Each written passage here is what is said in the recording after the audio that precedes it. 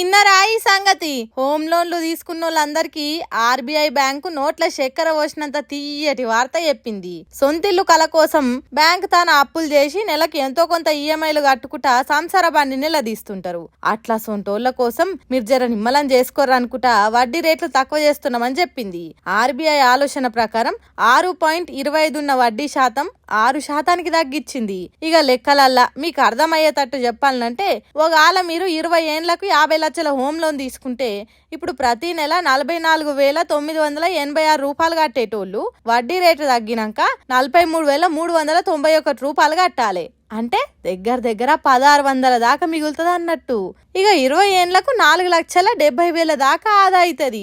ఇంకో ముచ్చట మళ్ళా ఇది అందరికి కాదు, కొందరు ఫిక్స్డ్ రేట్ ఇంట్రెస్ట్ తో తీసుకుంటారు కదా, వాళ్ళు లోన్ తీసుకున్నప్పుడు ఎంత మాట్లాడిరో అంతే కట్టాలి. ఎవరైతే ఫ్లెక్సిబుల్ ఆర్బీఐ రూల్స్ ప్రకారం లోన్ తీసుకుంటారో వాళ్ళకు మాత్రమే ఇది వర్తిస్తుంది.